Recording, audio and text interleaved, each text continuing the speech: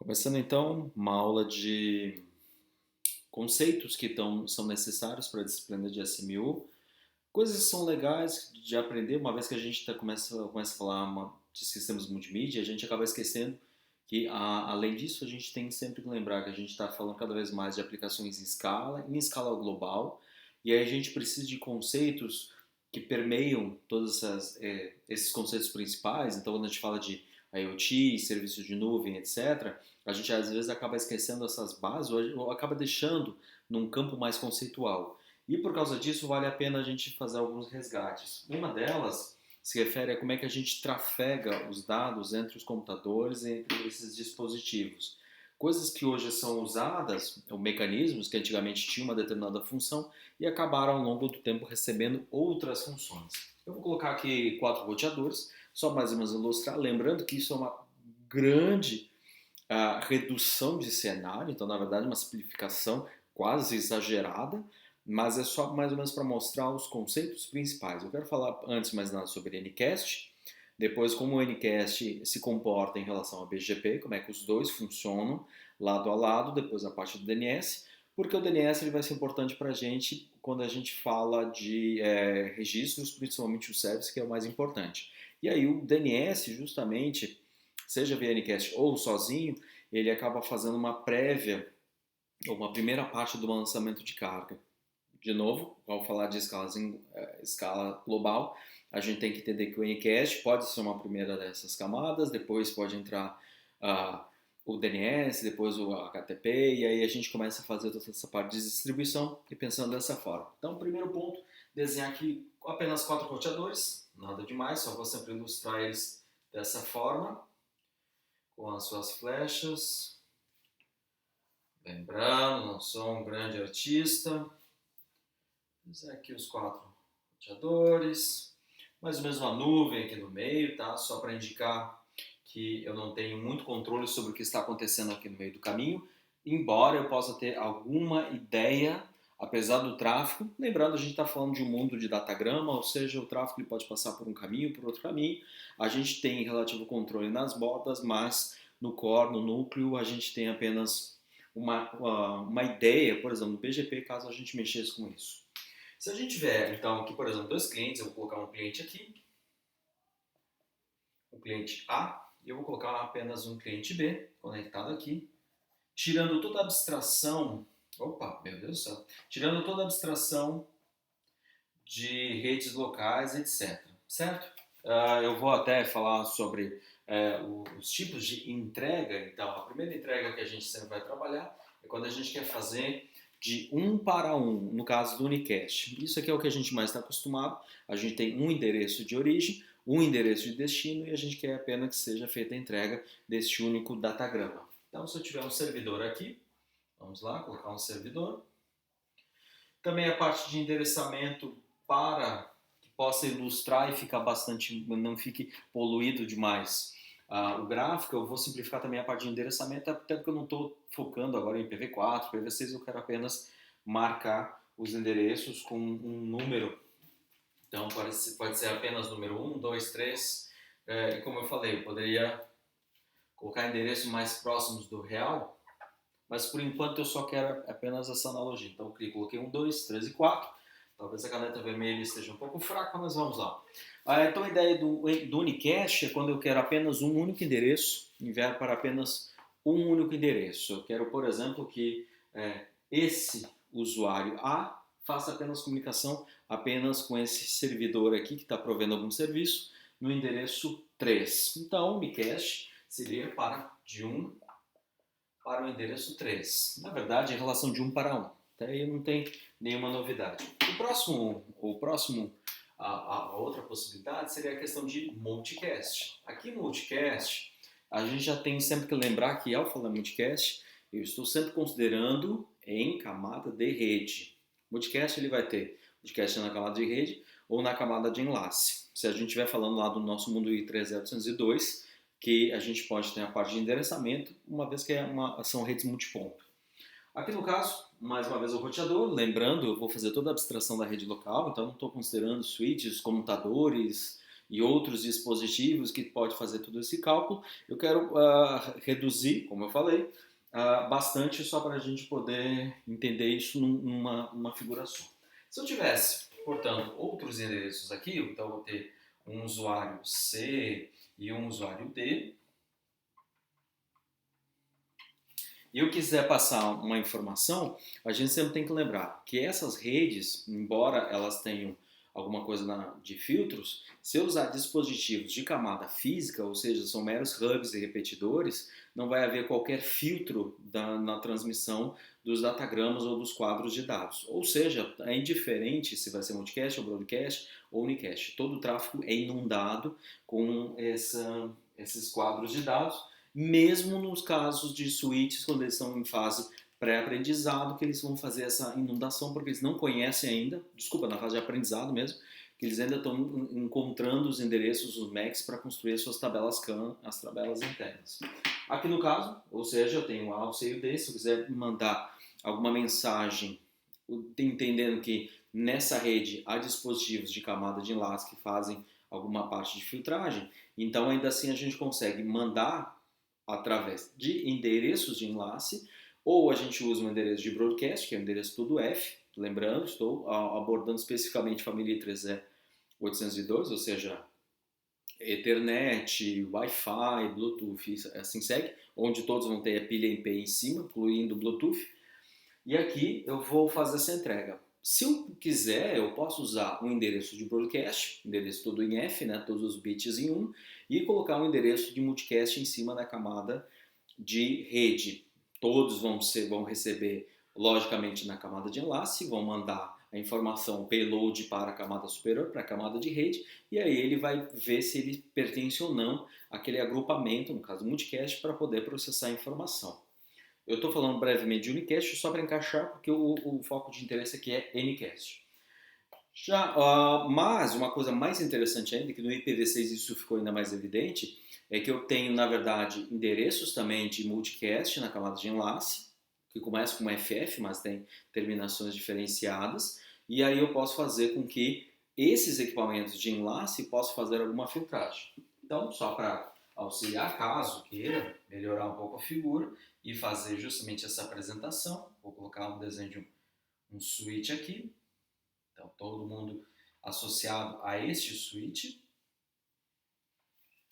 E esse dispositivo, portanto, ele pode fazer um processamento na camada de enlace, entendendo que ele opera apenas nessa camada 2.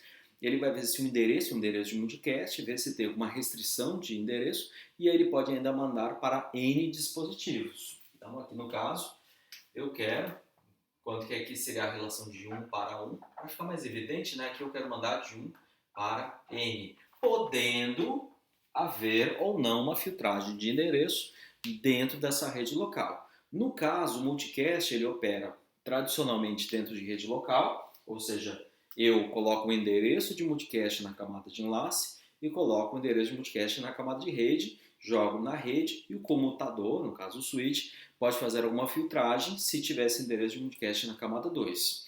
Volto a dizer, não vou entrar no método, caso vocês tenham interesse, a gente pode falar especificamente de multicast quando a gente for falar de algum serviço de difusão. Por enquanto isso não está programado agora, inicialmente eu quero falar um pouco depois, quando eu estiver falando de multicast, falar de outros protocolos como SCTP, que também vale a pena a gente mencionar, que são interessantes para a disciplina, mas aqui, volto a dizer, o multicast é só para encaixar que, por exemplo, o broadcast, embora, eu vou colocar aqui para um N', porque aqui é para N obrigatório. Já no caso do broadcast, o que vai acontecer é que, não, ou seja, na camada de rede ou na camada de enlace, eu vou colocar todos os bits de endereço de máquina em 1 para que todos possam receber. Então o MAC vai estar tudo em 1, por exemplo. De novo, família 302, então todos vão usar MAC.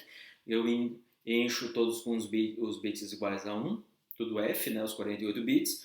Jogo isso através da rede. Não haverá qualquer filtro, porque todos de fato vão receber. Eu também vou colocar os endereços no endereço de rede, no caso de IPv4, IPv6 não tem broadcast, mas no caso de IPv4 eu vou encher com bits em 1 toda a parte de rede. a parte do endereçamento de rede e subrede se mantém inalterado, para que possa ter justamente essa entrega local, e aí o broadcast ele vai ser entregue. Então, a diferença entre o multicast e o broadcast é que o broadcast, apesar de ter caído em desuso em relação ao IPv4, no caso do IPv6 tem apenas o multicast, porque tem vantagens em se usar endereços específicos, não só na camada de rede, mas também na camada de enlace. Usar endereços específicos para que possa, se for o caso, filtragem em relação aos dispositivos de camada 2 no meio do caminho. Mas reforçando, a gente tem endereço de multicast na camada de enlace e na camada de aplicação. E o multicast cabe destacar.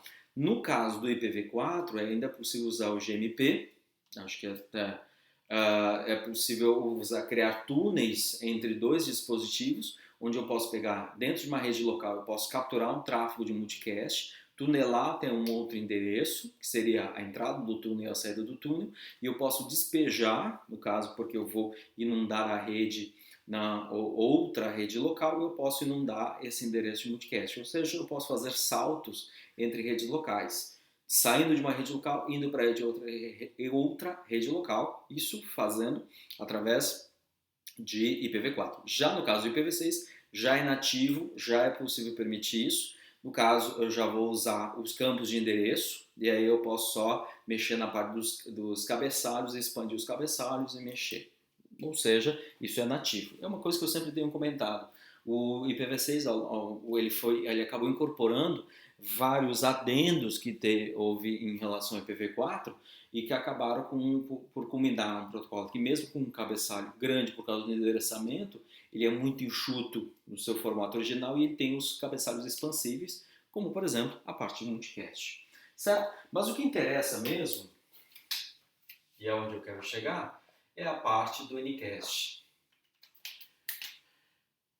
E aqui é uma coisa meio estranha, porque na verdade a gente tem vários computadores que se anunciam na rede usando o mesmo endereço. Então, nesse caso, eu tenho vários computadores na rede com o mesmo endereço. Embora, volto a dizer, não necessariamente eles vão ter um único endereço IP, e no caso do IPv6 isso é bastante comum, então eu posso ter um endereço anunciado para uma determinada aplicação, um determinado serviço, mas um outro endereço para uso interno, para poder fazer atualização de sistema, para poder operar mais como cliente, atualização de software, etc.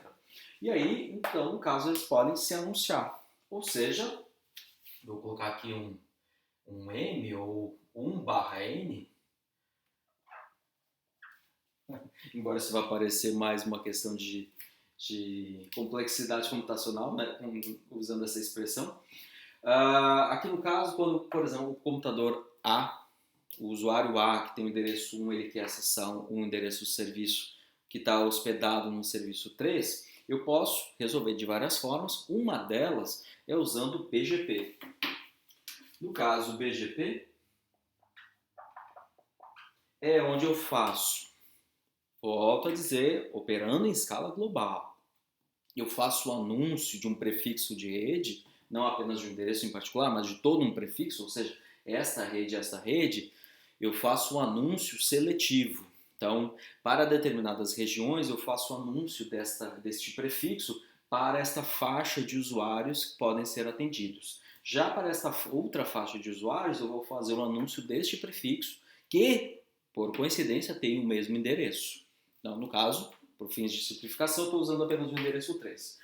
Vamos imaginar um cenário maior, então aqui vamos pegar a América do Sul, por exemplo, onde esses usuários da América do Sul vão ser atendidos por este provedor de conteúdo com o endereço 3, por uma questão de proximidade, uma geolocalização, facilidade no acesso, custo operacional, algum motivo que faça que dentro da configuração do BGP atenda às necessidades de negócio que está funcionando ali no seu ambiente de produção. Já esse aqui pode estar operando em um outro lugar completamente diferente, por exemplo, Oceania, e aí eles podem ser atendidos por este servidor, que vão ter o mesmo conteúdo e o mesmo endereço. Porém, cada um vai ser atendido da sua forma. Então, o que o BGP faz é anunciar para regiões diferentes prefixos iguais para que haja impressão por parte do usuário final que o mesmo endereço IP ele vai chegar no destino. Na prática, é exatamente isso que acontece. Ele vai ter um endereço IP do seu servidor dentro de um prefixo anunciado no PGP e se ele se deslocar, fizer um grande deslocamento, ele ainda pode usar esse mesmo endereço IP e chegar tecnicamente no mesmo destino. Até porque internamente eles vão fazer ou uma replicação, alguma coisa. E aí, por isso, eles podem usar endereços internos, alguma coisa assim. Né? Eles podem, por exemplo, usar um endereço 3 linhas aqui e fazer uma comunicação, uma sincronização interna, tá? Para que haja sempre a mesma apresentação do serviço que está sendo prestado. Tá? Eu vou apagar aqui só para indicar que sempre o tráfego tem que passar pela rede tradicional, embora possa haver outros caminhos para fazer esse tipo de tráfego interno, certo? BGP é uma forma de fazer isso. A outra forma de fazer também é usando DNS, que é onde a gente parou na nossa discussão, formas de se usar o DNS para que isso aconteça. Aí o DNS ele não pode ser um DNS estático ou puramente estático. Ele tem que ter alguma coisa de GeoIP ou geolocalização, ou alguma forma de fazer com que na consulta DNS, e apenas via consulta DNS, porque é possível usar Anycast apenas isso, que essa faixa de usuários, usando estes endereços, este prefixo, por exemplo, de origem, ao fazer uma consulta DNS ao servidor, e pode ser até a qualquer servidor, uma vez que estamos falando de uma escala, de uma árvore global de endereçamento, ele sempre vai fornecer este endereço aqui para poder acessar, certo? E aí ele pode fazer também por aqui e acessar este outro endereço. Então, lembrando, o DNS combinado com o BGP. Porque, volto a dizer, os endereços estão iguais. Tá? Mas aí a gente pode apenas usar DNS, uma vez que a gente pode ter prefixo, mas usar endereços diferentes. Então a gente pode ter até endereços, mas manter o prefixo, mudar apenas o sufixo, que é o endereço de rede, e assim segue. Mas a ideia é o que é? É sempre eu poder expandir o atendimento aos vários usuários e fazer com que eu entregue na forma mais próxima possível, de forma que eles sempre tenham menor latência, menor jitter e etc. Tá? Ainda falando de DNS, porque aqui eu quero falar de dois registros que a gente sempre tem visto. Então nós temos o A e o quad A, onde o A ele vai ser uma correspondência numérica de uma referência nominal original. Então eu tenho um nome e eu quero fazer uma conversão direta para um número. E esse número é o IPv4. Já no caso do IPv6, eu vou ter quad A, que é esse registro aqui, que é para fazer uma conversão de um nome, seja, no caso, um nome completo, até mesmo de um domínio, mas basicamente eu sempre quero fazer uma relação direta com um número, e aí eu posso ter essa tradução, e é uma tradução direta, e aí eu posso ter vários endereços. Lembrando, registros A e registros quad A podem ter vários endereços. O que tem que ter apenas um único endereço é o CNAME, que depois ele pode apontar para um quad A e também pode apontar para um registro A. E aí, para cada um CNAME, então eu posso ter um CNAME que aponta para vários As e vários quad As e usar, inclusive, a pilha dupla em relação a isso. Ou seja, o DNS acaba fazendo dessa forma. Certo? Mas tem mais um registro que ele é muito importante e vários serviços, inclusive os de telefonia ou os serviços onde é importante eu fazer o anúncio de vários deles. E aqui eu vou fugir um pouco do Anycast e aí eu quero falar mais de Unicast mesmo.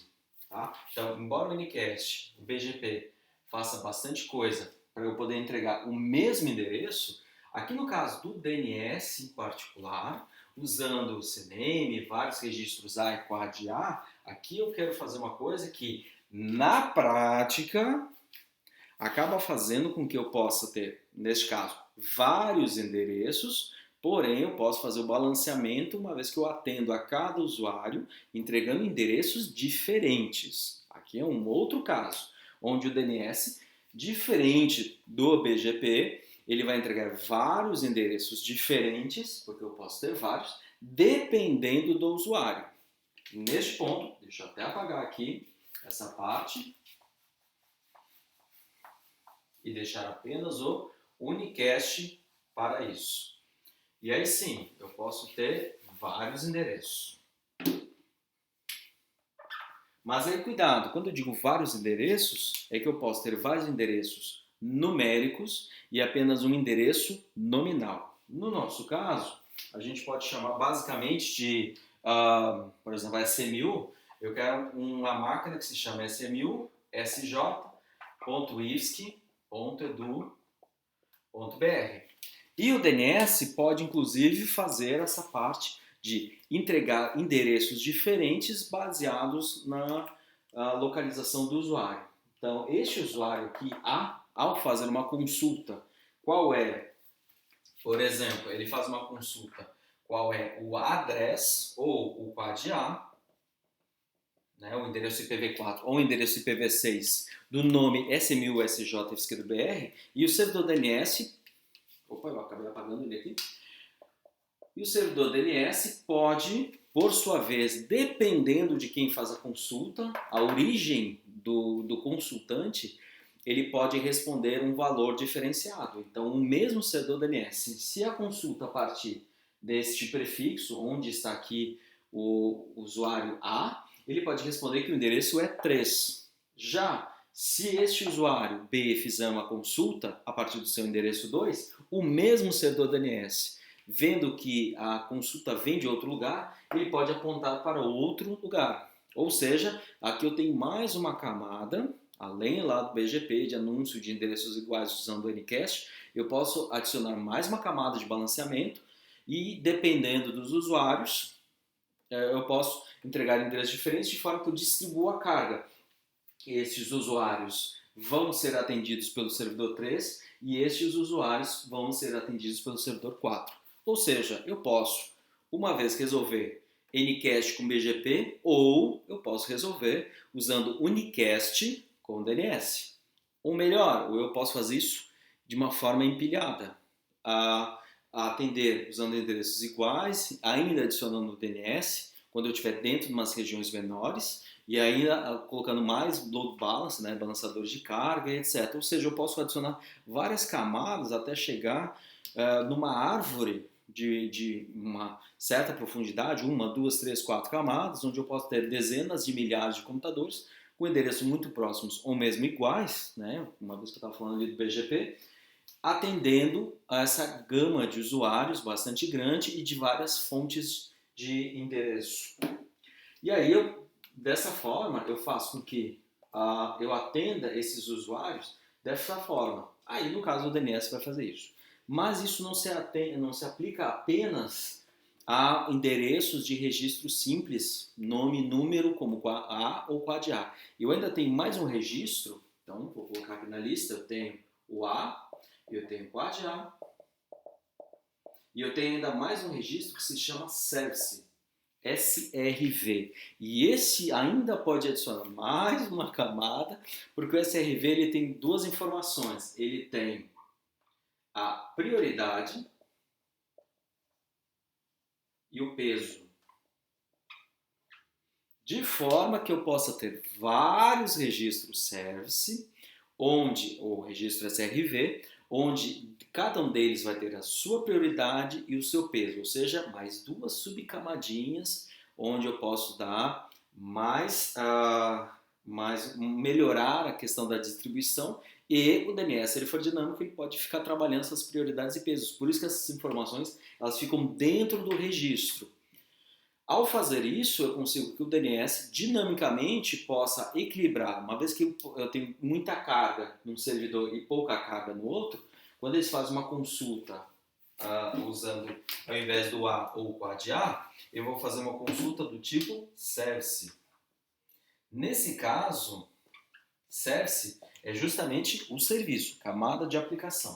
Portanto, eu não posso explicar apenas dessa forma, mas eu tenho que pegar o domínio, no caso é o domínio mesmo, embora se possa se aplicar a máquina, tá? Mas normalmente se aplica a domínio.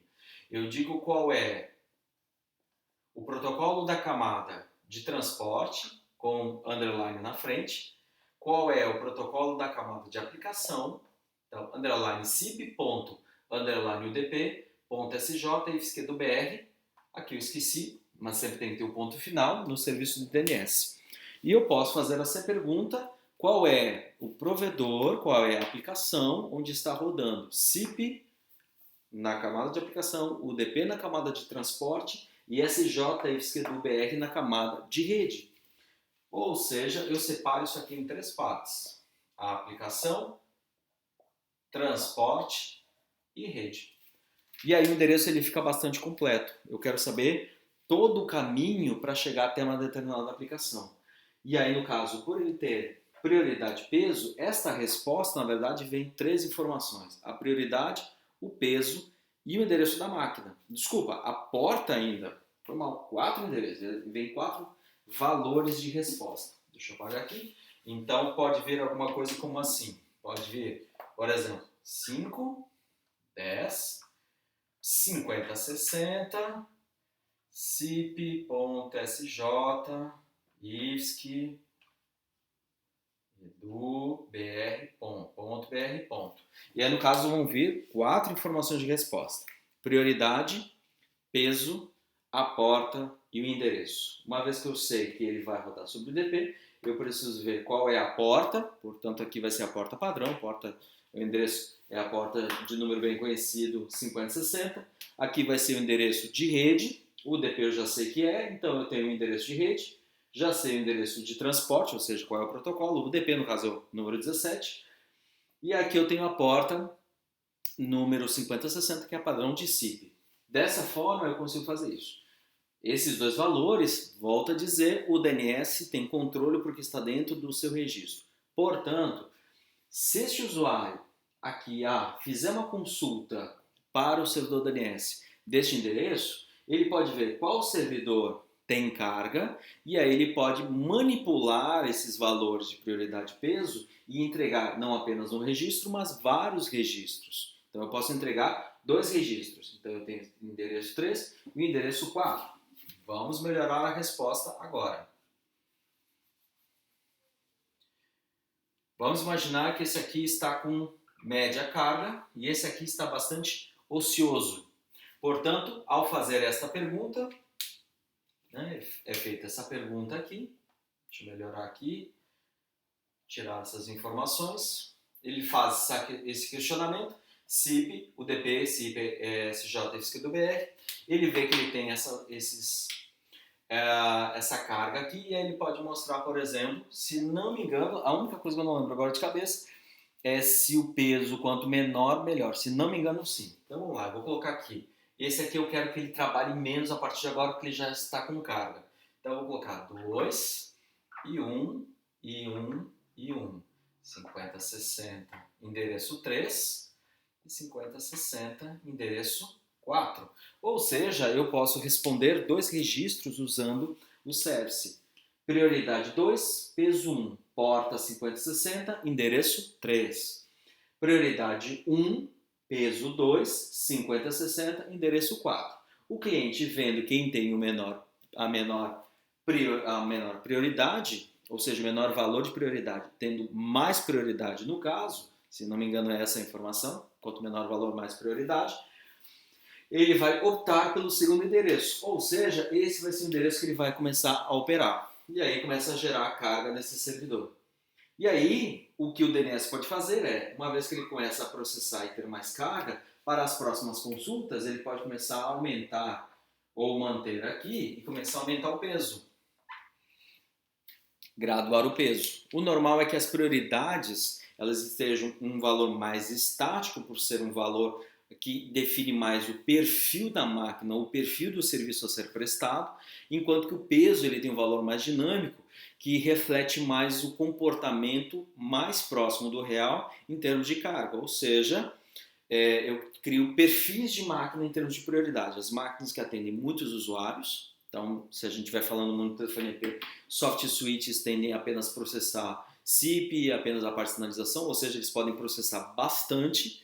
Eles têm uma facilidade, uma vez que eles processam apenas cabeçalhos, SIP para sinalização, então a carga dificilmente vai ser um problema para eles. em relação aos PBX que processam tudo, e aí eles podem ter uma prioridade mais significativa, né, um valor mais baixo, mas mais prioridade em relação a outros dispositivos em que eles vão processar mídia, vão ser gateways de mídia e vão ter outras coisas. Esses, por sua vez, podem ter prioridades menores, ou seja, eles estão disponíveis, mas seria interessante não usá-los de uma forma prioritária. E à medida que vai trabalhando a questão de carga, pode-se manipular nos pesos. Então, este valor se entende que eles vão ter um maior dinamismo ao longo das consultas, enquanto esses normalmente têm uma rigidez maior, uma vez que está associado mais ao perfil de máquina. Porém, eu ainda posso fazer uma entrega desses vários serviços e o cliente decidir. Mas ele tende a decidir quem tem a menor prioridade e dentro da menor prioridade, quem tem o menor peso. E aí, dessa forma, eu consigo fazer a distribuição. Ou seja, esses registros do tipo service, eles estão mais ligados ao serviço prestado que à máquina como um todo. E, por terem esses dois valores, diferentemente dos registros A e quad A, eles conseguem melhor atender, uma vez que eu posso balancear a carga. Reforçando então o que era falado lá no começo do vídeo. Enquanto que o Ncast com BGP ele atendia grandes massas de usuários, aqui eu ainda posso, lá no caso, grandes massas de usuários e principalmente os AS, as grandes regiões, normalmente em escala de país mesmo, aqui eu estou pensando mais em carga de processamento de máquinas ou de agrupamentos de máquinas, os clusters, e aí eu posso, de certa forma, fazer esse balanceamento. E isso eu ainda estou falando do DNS, eu nem cheguei a falar da aplicação propriamente, que eu posso fazer outras formas de balanceamento de carga. Os SIP proxies, uma vez que estamos falando de SIP, ainda podem fazer isso, ou SIP redirects, os servidores que eles vão fazer encaminhamentos de redirecionamento ainda baseados na carga. Ou seja, eu tenho uma primeira camada de BGP, posso ter uma segunda camada de DNS, uma terceira camada com SIPs redirects, né, servidores SIP redirects ou mesmo proxies, e aí lá atrás dessas três camadas, eu vou ter de fato os servidores que vão fazer o real processamento do cabeçalho SIP para fazer a sinalização, que é onde a gente está parado na matéria. Perfeito? Então eu queria falar basicamente isso, porque ao começar a falar de SIPs e etc., quando a gente está falando no mundo real, a gente não percebe tanto, mas na especificação dos IMS, né, dos IP Multimedia Subsystem dentro do SS7, é uma visão comum ter essas várias camadas onde tem balanceamento de carga, entendendo que a gente está falando de escalas grandes de atendimento de usuários, certo? Por hoje é só, é isso.